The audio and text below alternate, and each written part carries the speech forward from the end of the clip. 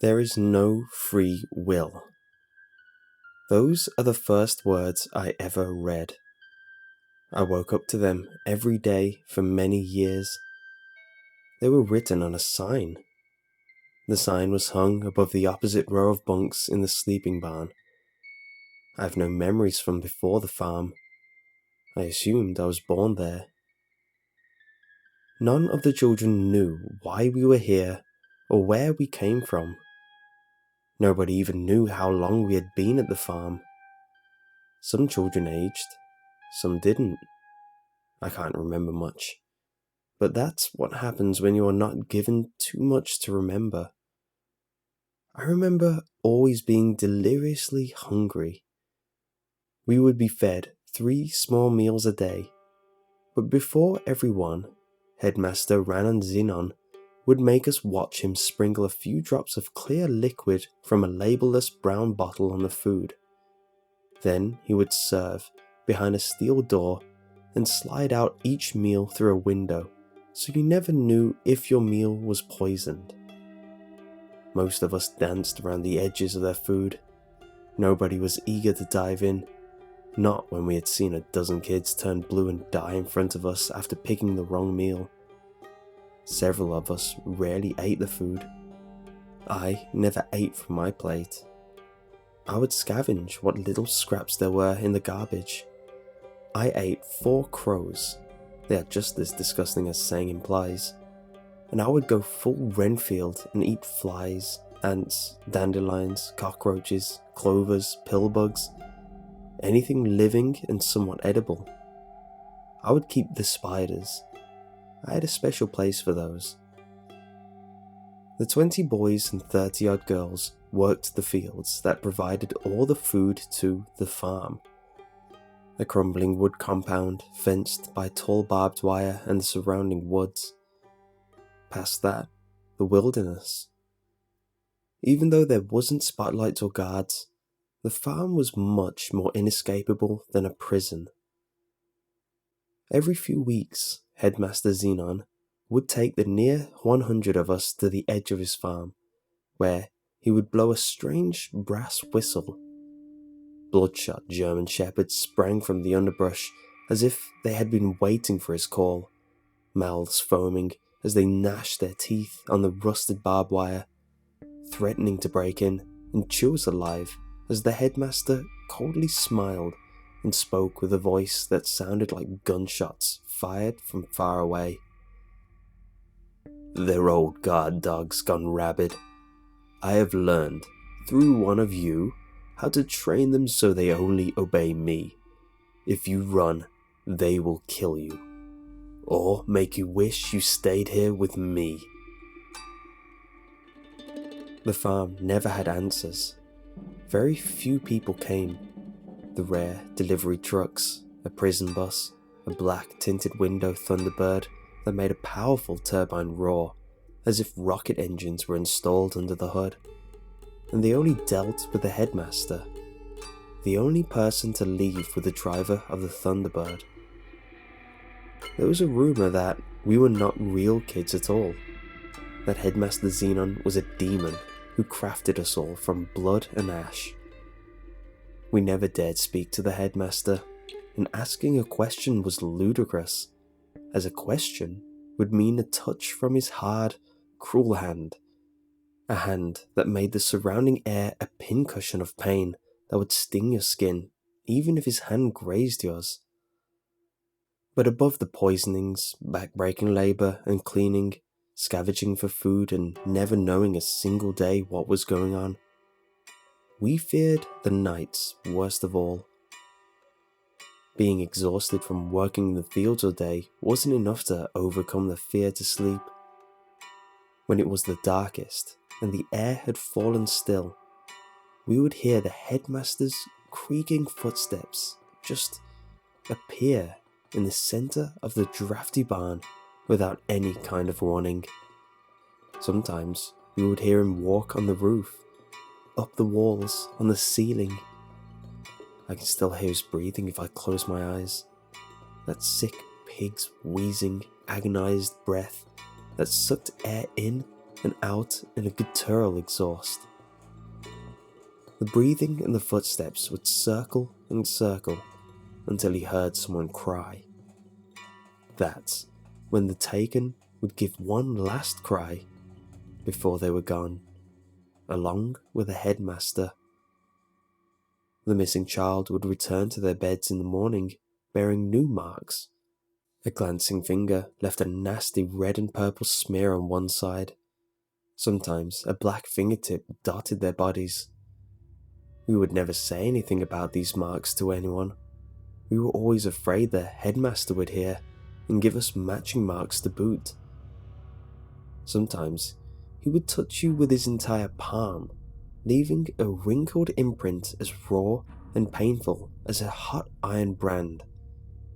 I had a few marks as well, but I considered myself lucky that I only had a few marks, as far as I could tell.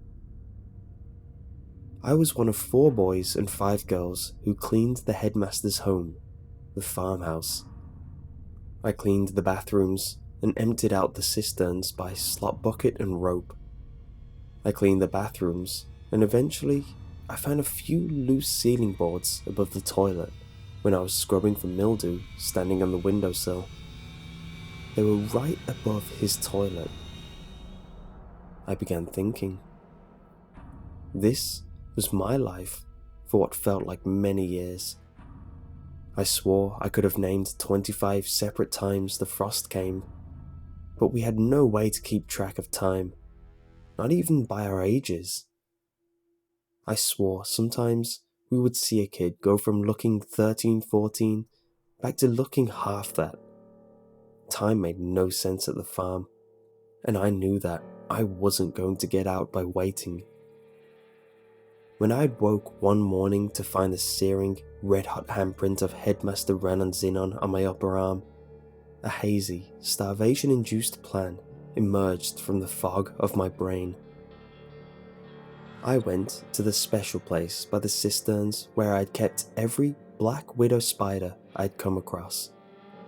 I kept them behind a false brick on the side of the farmhouse where I'd once collected 8 of them and discovered that black widows were cannibalistic when grouped together. Only the strongest survived. I kept hosting tournaments until 108 black widow spiders were reduced to 26 of the most toxic, twitchy, and bite-crazy widows you never want to meet. I was bitten only twice, and came very close to an agonizing death both times. I knew one bite wouldn't do a monster like Xenon in. I was set. I was ready to enact the last stage of my plan, when everything changed on a cold day in early December, when a helicopter as black as the Thunderbird made a couple of low circles over the farm. Xenon went insane. He poisoned half the meals the day after the helicopter came, and after breakfast, he took us all outside to form a queue outside the chicken slaughterhouse. When he began leading us in, one by one, a few joined me and ran. Judging from the screams, he caught most of the runners, but he didn't catch me. I spent many nights fantasizing about this moment when I wasn't listening to his footsteps or sick breathing. I put the black widows inside an old, compartmentalized chocolate box scavenged out of a wood pile, perfect for keeping each one locked away. I went up through the floorboards and hid in the space in the bathroom. The headmaster may not sleep through this paranoia, but everyone's got to go eventually, even monsters. Those cisterns didn't mess themselves. It was dark by the time he arrived with his candle. The sound of him pulling down his trousers and his simultaneous grunt masked the sound of me moving the planks above him aside and pulling the lid off the box of 26 nightmares, showering the headmaster with ravenous, crazed gladiators. My beauties began biting the headmaster as soon as they landed. The terror of the child farm, the demon named Xenon, lied, curled around his toilet, eyes swelling shut, a mouth locked in a disgusted, surprised, outrageous gurgle of horror as spasms racked his whole body. Before his eyes swelled completely shut, he saw my small, 7-year-old face peering down the hole in the darkness. The missing child. The headmaster began to cackle. I knew this could happen. There is no free will. It's fine. I've lived 10,000 years already. I lived your happy summers, wonderful marriages, fruitful successes. Your life was beautiful beyond compare. That's why He smashed a few spiders scuttling around his face, but I could tell he was fading fast. You and I are ghosts now. These were his last intelligible words before the headmaster's breathing stopped. I hid for 4 hours before carefully making my way down to the window, the safest place in the room. The spiders were done and gone. The chopper returned with a convoy of armed men right before sunrise. I was the only survivor of the farm. The captain of the operation was a man named Clinton Moxley, chief field investigator for the Hermetical Office. He adopted me. I took his last name. He was the only one who named me Howard. I told my father what little I knew. He corrected me on a few things. The headmaster's name wasn't Xenon. It was a man named Clark P. Gaines, an anomalous individual. The office he worked tracked the headmaster down here. My father was the one in the Thunderbird. Elder Moxley had told me about the time the office had captured the headmaster for study within one of their field labs. The subject grabbed Frank Burnwitz's wrist, one of the team's eldest members. They saw Frank's 79-year-old face twist and contort until the wrinkles disappeared and the flesh had lifted up on his face. In a few seconds of agony, Frank was a middle-aged man again. My father said that he personally stopped the other agents from interacting, as they were gathering film evidence from the unique phenomenon associated with Clark P. Gaines. Frank was known to be a formidable fighter, but was helpless to the touch of Gaines. Every time Gaines's hand would land on Frank's bare flesh, Frank would scream, turning more pubescent every second. Clark only let go when Frank was a child again, squirming in old man's shoes. He chooses victims who had good lives, my father would explain, as he would tuck me in. His existence is the greatest evidence that time is a physical dimension, something that exists and has always existed. He lives your years in just a few seconds. Frank was left with 9 bad years out of 79. You would think being young again is great. Remember that he was left with the mind of a 9-year-old without care of family or friends. You know that pain well, Howard. The office didn't have the resources to care for Frank. We believe Clark Gaines is responsible for over 100,000 homeless children across the world. Frank was just one of them, another human with a used-up timeline.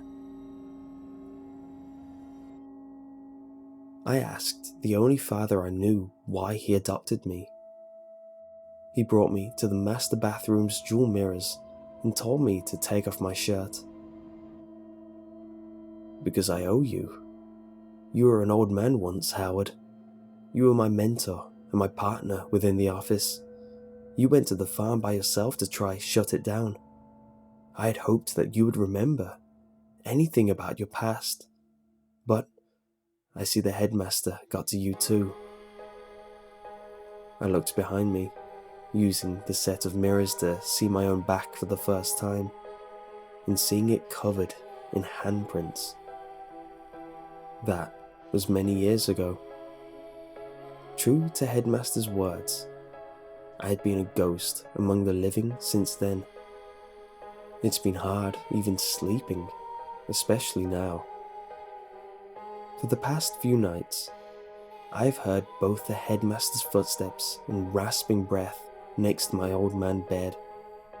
My father never said they found the Headmaster's body. I know he wants me and his farm back. He wants me back. He wants all his children back.